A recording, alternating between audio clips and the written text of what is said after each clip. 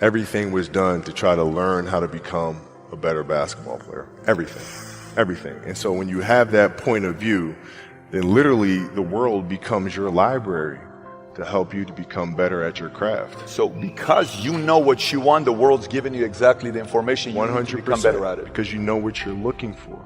So many guys tell stories about your work ethic. Yeah. What was really your work ethic like, and for how long did you stay disciplined?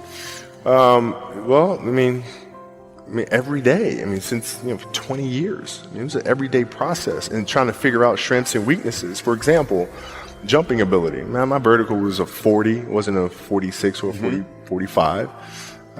My hands are big, but they're not massive, right? So you got to figure out ways to strengthen them so your hands are strong enough to be able to palm a ball and do the things that you need to do.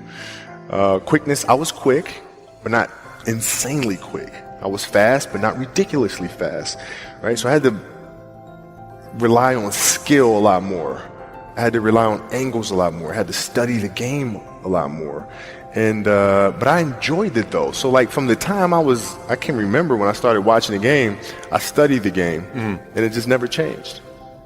It's a good separation for me, emotionally, to be able to put myself in a place where at practice or when I'm training or during games, I switch my mind to something else. I switch my mode into something else, right? For me, it's the equivalent of Maximus Decimus Meridius and Gladiator picking up the dirt. Smelling the dirt, it's go time, right? So that was my mental switch. It was like an actor getting ready for a film. You got to put yourself in that cage. When you're in that cage, you are that character. And then when you leave there, it's something completely different. But when I'm in that cage, bro, don't touch me. Don't talk to me. Just leave me alone. How did you get mentally and emotionally so strong where it doesn't bother you? Well, you got to look at the reality of the situation. Like for me, it's not, you kind of got to get over yourself. It's not about you, man. Like, okay, you feel embarrassed. You're not that important. Like, get over yourself. That's where you go. Get over yourself, right? Like you're worried about how people may perceive you, and like you're walking around and it's embarrassing because you shot 5 air balls. Get over yourself, right? And then after that, it's okay, well, why did those air balls happen? Got it. High school, year before, we played 35 games, max, right? Week in between, spaced out, plenty of time to rest. In the NBA, it's back to back to back to back to back to back to back. I didn't have the legs. So you look at the shot, every shot was online. Every shot was online, but every shot was short, right? I got to get stronger. I got to train differently. The weight training program that I'm doing, I got to tailor it for an 82-game season so that when the playoffs come around, my legs are stronger and that ball gets there.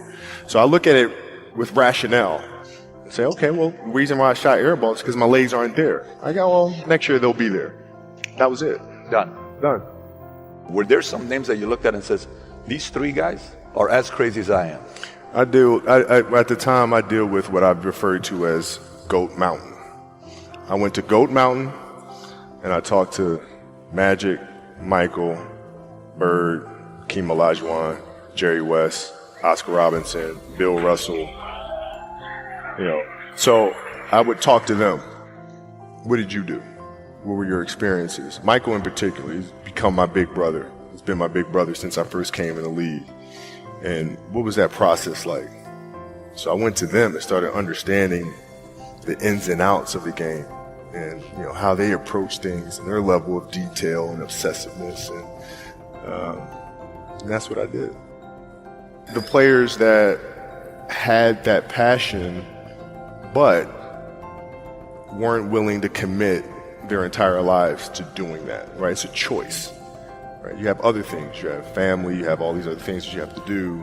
The game can't really be your number one priority. And so I was just looking at that like, man, this is going to be fun. Too many of you are stuck and this is not going to work because. I stopped asking the question, how long will it take? And I started asking the question, how far can I go? And everything changed that day. For people that don't understand the fixed mindset versus the growth mindset, how would you just summarize it right here? So a fixed mindset is somebody who believes that their talent and intelligence are fixed traits set at birth. Somebody with a growth mindset believes that their talent and intelligence are malleable traits that will change with disciplined practice. And once you go from the fix to the growth, then all of a sudden everything changes because you realize I'm not good at that yet. And just by putting that appending word on there, you realize, oh, okay, so if I wanted to put energy into that, I could get extraordinary. See, in the real world, nothing comes easy. You have to put in the effort. You have to put in the blood, sweat, tears. If it doesn't hurt a little bit, if it doesn't sting a little bit, if it doesn't make you a little uncomfortable, you probably won't get very much out of it. People see the 30%. They don't see the 70% of not making it or not getting what you want. Your outcomes in life are often a lagging measure of your habits.